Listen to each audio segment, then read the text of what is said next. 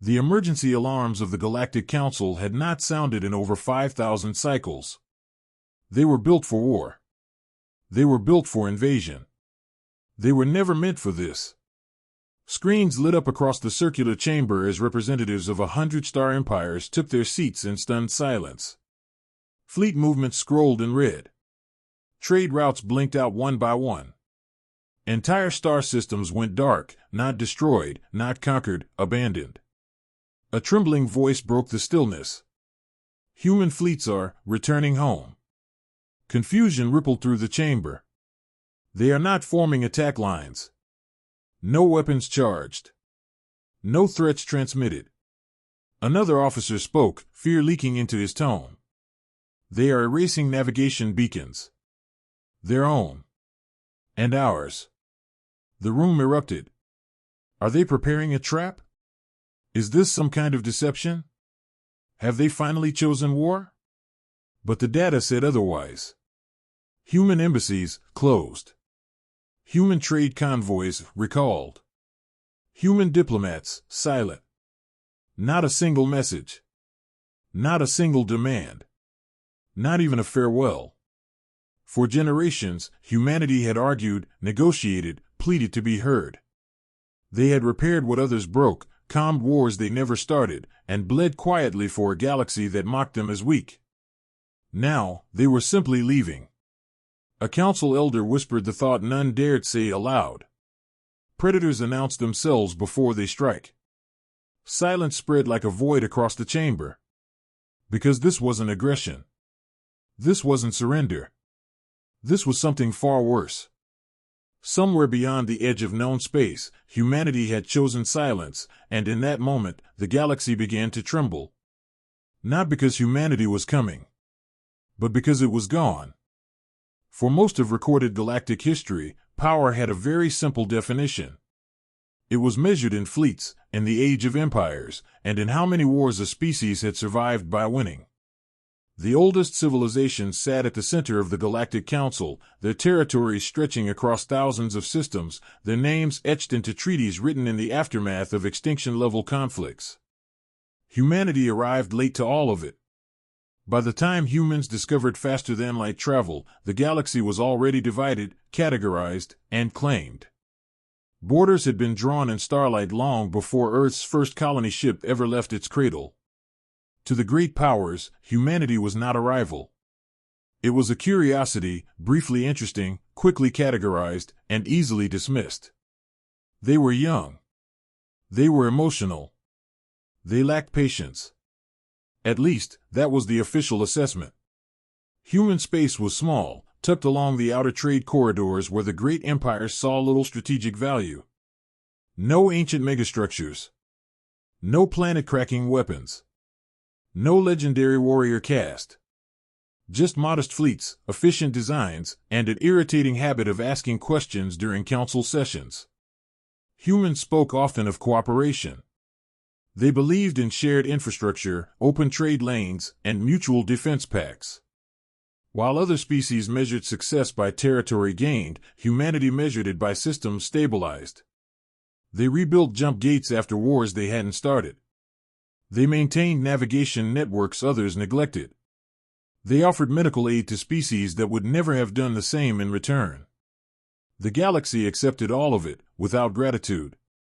In council records, humanity was labeled support-oriented. In private, they were called something else. Caretakers. Technicians. Useful hands. Never leaders. When conflicts erupted between major powers, humans were invited, not to command fleets, but to mediate ceasefires. When ancient technology failed, it was human engineers who were called to fix it. When refugee populations flooded neutral zones, it was human ships that arrived first with food, shelter, and medicine. They were always there in the aftermath. Never in the spotlight. Never at the center of power. Some elder races found this comforting. Humanity was dependable, predictable, and, most importantly, unthreatening.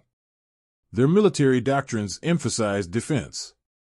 Their fleets avoided escalation. Their diplomats argued passionately, but folded when overruled. To the galaxy, that looked like weakness. What the Council never bothered to understand was why humanity behaved this way. Humans remembered something the older empires had forgotten. They remembered what it cost to build civilization from ashes. Earth's history was a graveyard of collapsed powers, wars that solved nothing, and victories that tasted like loss. Humanity had learned, painfully, that conquest created enemies faster than it created security. So when they reached the stars, they chose a different path. Not because they couldn't fight, but because they didn't want to. The irony was cruel and complete. The galaxy saw a species that refused to dominate and assumed it was incapable of doing so. They mistook restraint for fear, cooperation for submission, silence for compliance.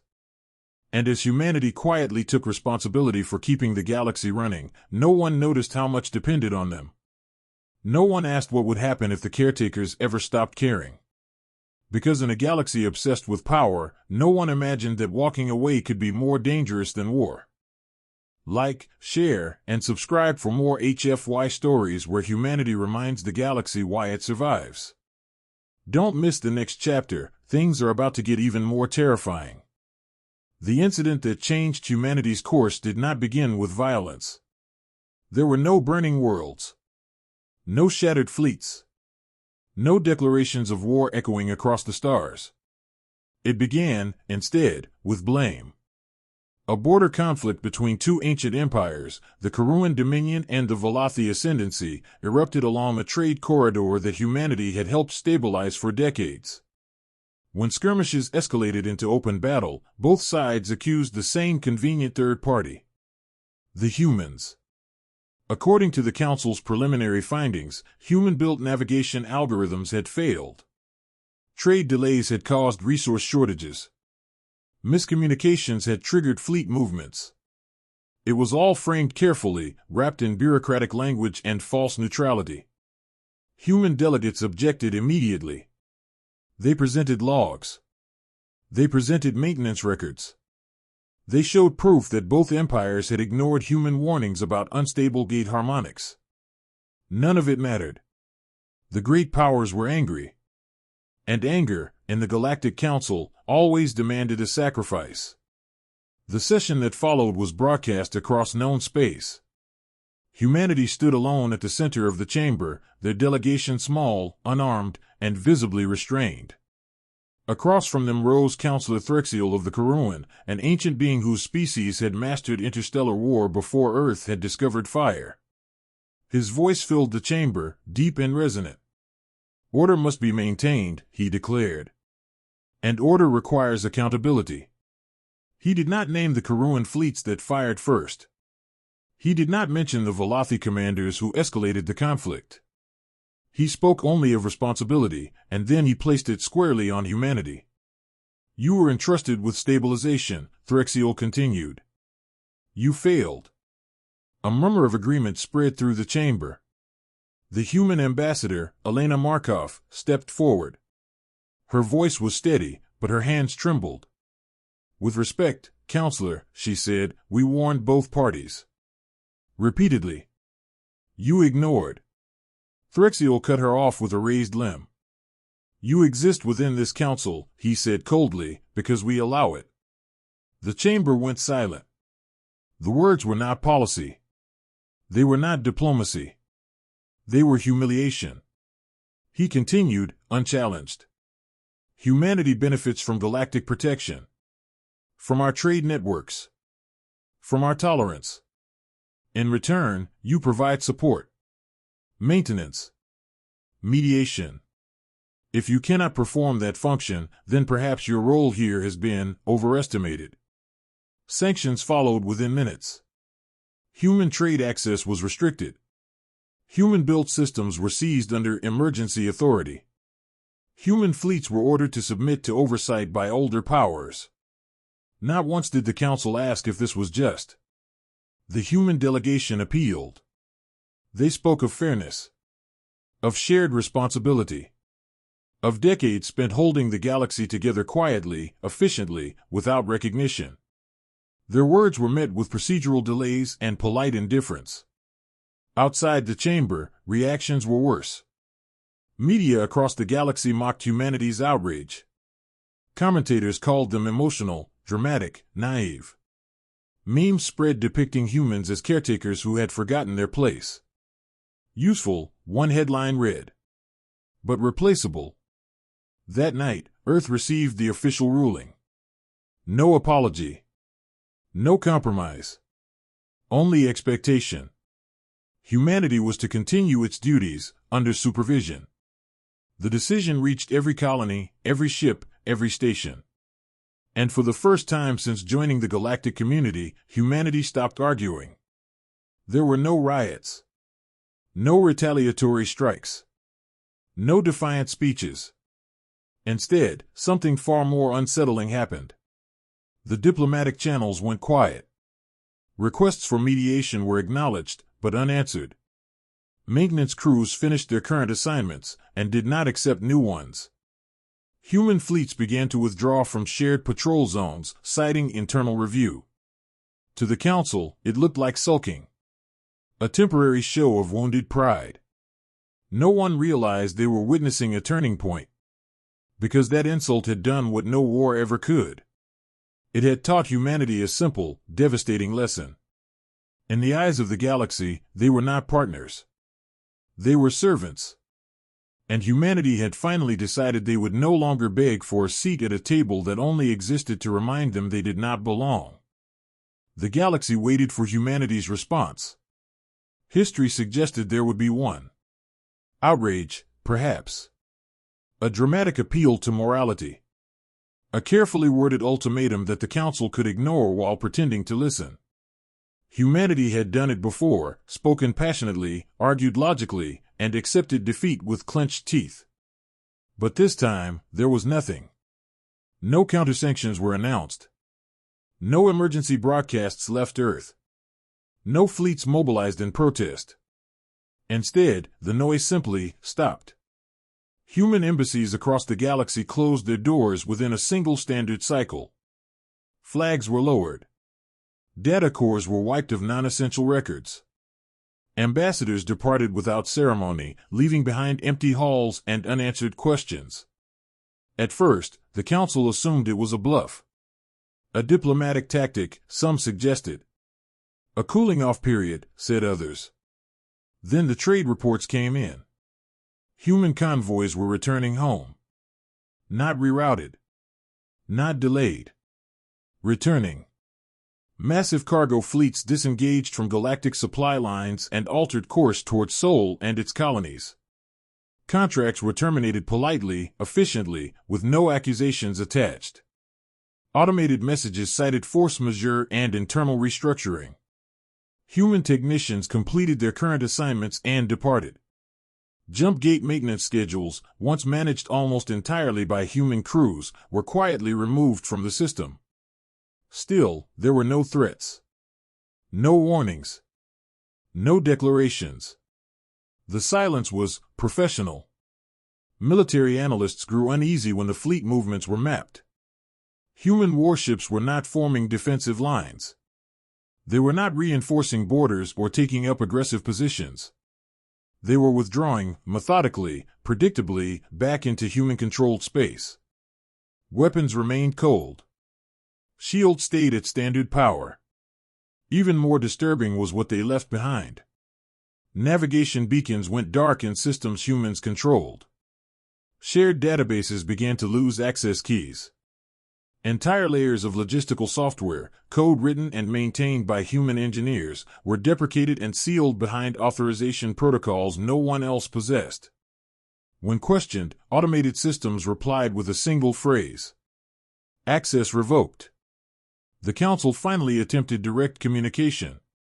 Formal summons were issued. Requests for clarification escalated to demands. There was no response. Not from Earth. Not from Mars. Not from any human colony. For the first time since their introduction to the galactic community, humanity had chosen not to explain itself. Whispers began to spread. Some claimed humanity was preparing a surprise attack, retreating now to strike later. Others suggested internal collapse, that the insult had fractured their fragile unity. A few, more perceptive voices, noted something else entirely. Humanity wasn't retreating in panic. They were disengaging with intent. Every withdrawal was calculated. Every departure left systems intact but unsupported, functional but increasingly fragile. Nothing was destroyed. Nothing was sabotaged. It was cleaner than war. And far colder. One junior council analyst, reviewing the data feeds, voiced a thought that sent a chill through the chamber. "They aren't reacting to us," he said. "They're acting as if we no longer exist." That was when the fear truly began. Because wars had rules. Wars had patterns, escalation models, and historical precedents. The council knew how to fight an enemy. But humanity was not acting like an enemy. They were acting like a civilization that had made a decision and no longer cared whether anyone else approved. Somewhere in the vast quiet of space, humanity had turned inward, closed its doors, and chosen silence. And the galaxy, for the first time, was forced to confront an unsettling question. What happens when the ones who held everything together decide to walk away without a word? At first, the failures were small enough to dismiss. A jump gate in the Reland corridor misaligned during a routine transit window, delaying a trade convoy by 6 hours. The local authorities blamed calibration drift, an inconvenience, nothing more. Such issues had always been resolved quickly in the past. Except this time, no human crew arrived. Automated diagnostics ran their cycles and flagged the same recommendation again and again. Human technical oversight required. The message was ignored. Then another gate failed. Then another. Across the outer systems, navigation errors began to compound. Ships emerged light seconds off their intended coordinates. Some suffered catastrophic misjumps, vanishing into uncharted space. Insurance rates spiked. Trade slowed. Minor powers began to panic. The council convened an emergency subcommittee. Non-human engineers examined the systems humanity had built and maintained for generations. They found elegant designs layered atop adaptive code, self-correcting, learning architectures that had quietly compensated for flaws elsewhere in the network. Architectures no one else fully understood. Human engineers had never hoarded knowledge. The schematics were available. The theory was documented. But the practical expertise, the intuition born from decades of iterative problem-solving, was missing. It was like having a body without a nervous system. Supply chains began to fracture next. Medical shipments failed to arrive on schedule. Food convoys stalled at malfunctioning gates. Refugee stations reported dwindling reserves as automated logistics programs failed to reroute supplies efficiently. Those programs, it turned out, had been written by humans. Worse, they were still running, just without updates. Minor glitches became cascading failures. Artificial intelligences responsible for balancing resource flows began making rigid, literal interpretations of outdated directives. Where human oversight once adjusted for nuance, now there was only cold execution. The galaxy had not lost its infrastructure. It had lost its flexibility. Military consequences followed quickly. Joint patrols faltered as shared command systems desynchronized. Fleet coordination degraded. Old rivalries flared when border misunderstandings went unresolved. For decades, humans had quietly filled the role of intermediaries, interpreting intent, smoothing miscommunication, preventing escalation. Without them, misunderstandings hardened into accusations. Accusations turned into skirmishes. By the time the council admitted the pattern, the evidence was undeniable. Humanity had not merely participated in galactic systems. They were the connective tissue. An emergency session was called, this time without ceremony. Councillor Threxiel's earlier confidence was gone. His species' fleets were reporting supply shortages. His empire's trade partners were demanding explanations he could not provide. A junior analyst displayed a stark projection across the chamber. If current trends continue, she said carefully, systemic instability will reach critical thresholds in under 3 cycles. Someone asked the question no one wanted to answer. Can we replace them? The analyst hesitated. We can try, she said. But humanity didn't just maintain systems. They anticipated failure. They adjusted constantly. Their absence isn't a gap, it's a cascade. Silence followed. For the first time, the council began to understand the shape of the disaster. This was not sabotage. This was not revenge. Humanity had taken nothing with them. They had simply stopped preventing everything from falling apart. And in that realization, the first true crack appeared, not in the galaxy's infrastructure, but in its confidence. Because the galaxy had always believed it was strong enough to stand on its own. It had never considered what would happen if the ones quietly holding it upright decided to let go. By the 3rd cycle, the galaxy was no longer asking what was happening. It was asking how long it had been happening without anyone noticing. The conflicts came first. Old border disputes, frozen for centuries by human mediation, reignited almost overnight. Without neutral envoys to interpret intent and de-escalate posturing, routine military exercises were mistaken for threats.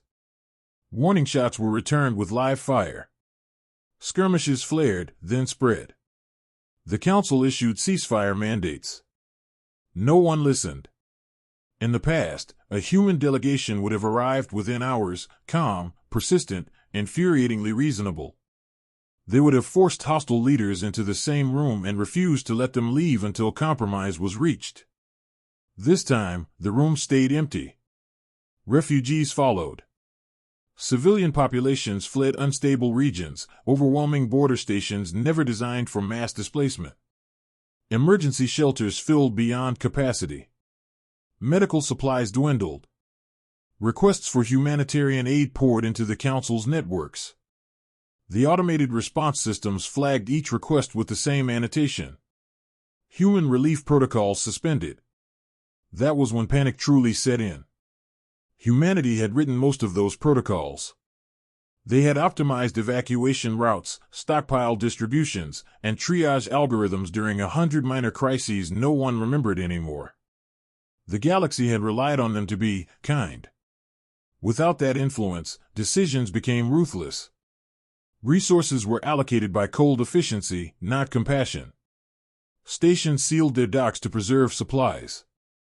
Refugees were turned away, not out of malice, but out of fear. Fear spread faster than war ever had. The economic collapse followed close behind. Trade routes, once stabilized by human logistics software, became unreliable. Markets fluctuated wildly as deliveries failed to arrive.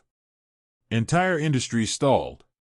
Smaller civilizations, dependent on those routes, began to fail. For the first time in millennia, ancient empires found themselves vulnerable, not to invasion, but to starvation and unrest. A council historian, reviewing archival data in desperation, uncovered an uncomfortable truth. Every major galactic stabilization over the last 3 centuries had involved humanity. Every ceasefire. Every infrastructure recovery. Every humanitarian corridor. Not because humans demanded influence, but because they were there when no one else bothered to be. They never conquered us, the historian said quietly during a closed session. They managed us. The words echoed through the chamber. That realization changed everything. Human silence was not passive. It was selective. They still broadcast internally. Their colonies flourished. Their systems remained stable, efficient, and untouched by the chaos spreading beyond their borders. They were not suffering. They were watching. And the galaxy understood, far too late, that silence could be more devastating than any fleet. Because war rallied populations.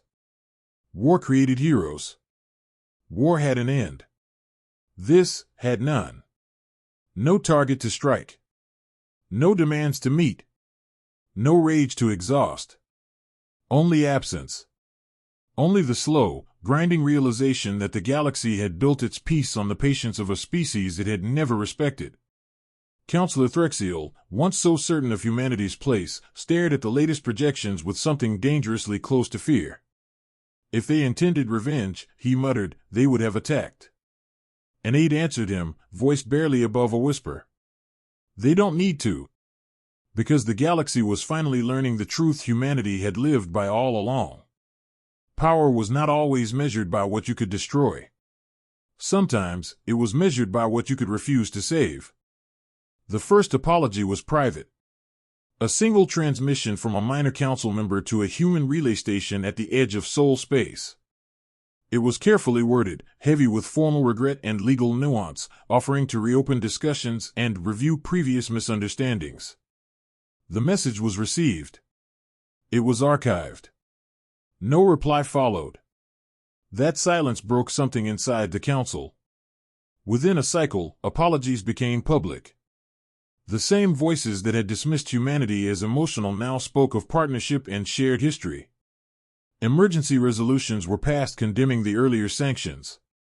Committees were formed to investigate procedural overreach. None of it mattered. The galaxy was unraveling faster than politics could adapt. Trade guilds collapsed. Border wars intensified. Refugee counts reached numbers not seen since the age of shattered stars. Even the ancient empires, those that had never known true dependence, found their core systems under strain. So the council did what it had never done before.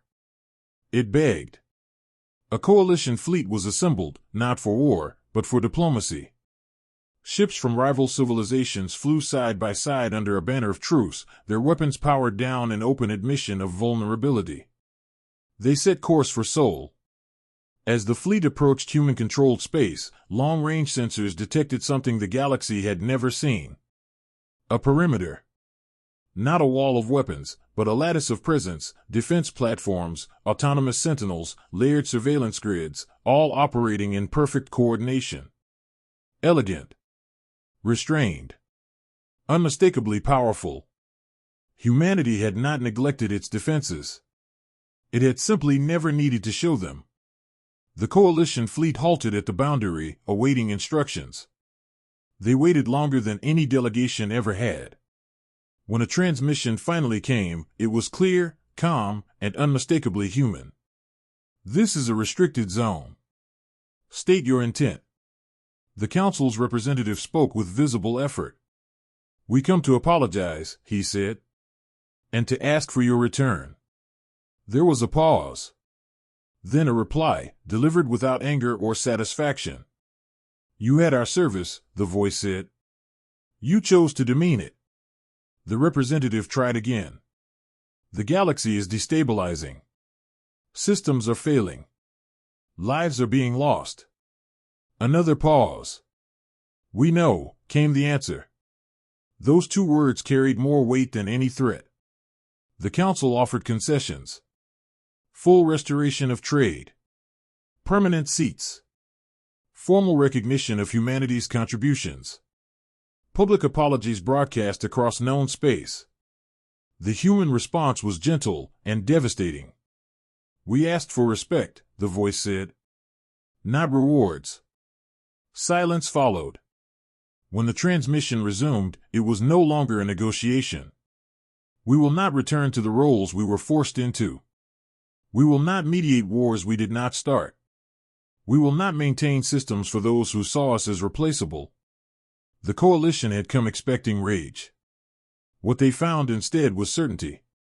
Humanity did not sound triumphant. It sounded resolved. A final message was delivered, meant for the entire galaxy. We wish to belong, the human voice said. You taught us to walk away. The transmission ended. The coalition fleet remained motionless at the edge of soul space, surrounded by quiet, impeccable defenses that did not threaten them, because they did not need to. For the first time in galactic history, the balance of power had shifted without a single shot fired. And the galaxy understood the truth too late. You could not force a civilization to care. And you could not survive losing one that already had. After the coalition fleet's desperate appeal, after the public apologies and promises, after the formal recognition of humanity's service, Sol remained silent. The humans did not come to council chambers. They did not restore trade routes. They did not offer reassurances. Instead, they waited. Not out of cruelty. Not out of revenge. Out of principle. The first contact came not from the council, but from the edge of human-controlled space. The fleet that had approached in humility now faced the full reality of what humanity had become, a civilization self-contained, self-sufficient, and unconquerable. Sensors reported every starship, every orbital station, every defensive platform perfectly operational, ready, but never aggressive. A calm human voice carried across the subspace channel. "We have considered your requests. We will not intervene. We will not mediate. We will not return to the roles you assumed we would accept." For the first time, the coalition understood the truth of the centuries they had ignored. Humanity had power beyond anyone's comprehension, and had always exercised restraint by choice, not by inability. We did not come to dominate. We came to belong. You refuse to see us as equals. That ends now. The fleets bristled. Weapons powered down, then powered up again. Nervous alien officers whispered warnings. Humanity did not respond. They did not need to. The withdrawal was methodical. Trade networks were closed. Communication channels restricted. Colonies sealed themselves behind orbital shields and automated systems, capable of sustaining themselves indefinitely. Jump gates that humans maintained were gradually removed from shared networks. Entire systems that had depended on human logistics began to falter, predictably, silently, without a trace of malice. And still, there was no aggression.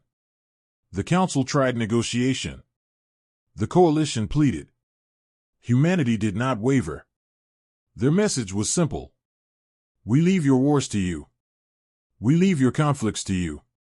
The galaxy may survive or fail without us. That is your choice, not ours. The psychological weight of this was unlike anything the galaxy had ever experienced. For millennia, civilizations had feared human expansion, underestimated human military power, or ignored human influence.